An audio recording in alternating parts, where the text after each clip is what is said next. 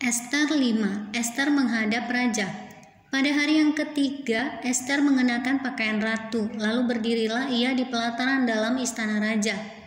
Tepat di depan istana raja, raja bersemayam di atas tahta kerajaan di dalam istana, berhadapan dengan pintu istana itu.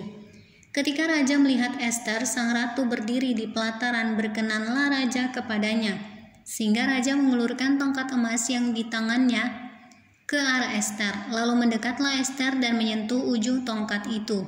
Tanya raja kepadanya, "Apa maksudmu, hai Ratu Ester, dan apa keinginanmu? Sampai setengah kerajaan sekalipun akan diberikan kepadamu."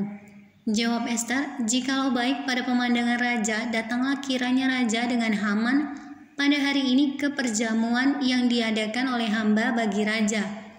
Maka titah raja, "Suruhlah Haman datang dengan segera, supaya kami memenuhi permintaan Ester." Lalu raja datang dengan Haman ke perjamuan yang diadakan oleh Ester. Sementara minum anggur, bertanyalah raja kepada Ester, "Apakah permintaanmu? Niscaya akan dikabulkan, dan apakah keinginanmu? Sampai setengah kerajaan sekalipun akan dipenuhi."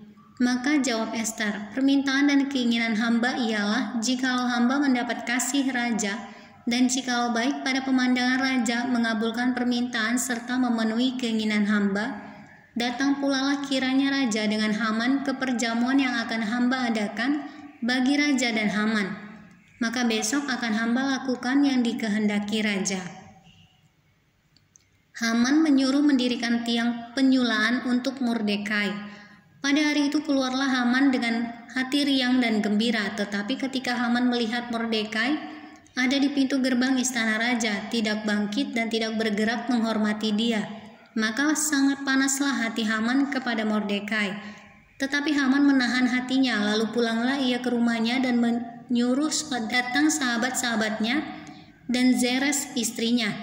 Maka Haman menceritakan kepada mereka itu besarnya kekayaannya, banyaknya anaknya laki-laki, dan segala kebesaran yang diberikan raja kepadanya, serta kenaikan pangkatnya di atas para pembesar dan pegawai raja.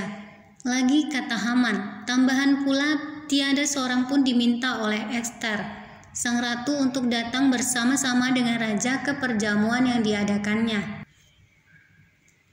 kecuali aku, dan untuk besok pun aku diundangnya bersama-sama dengan raja.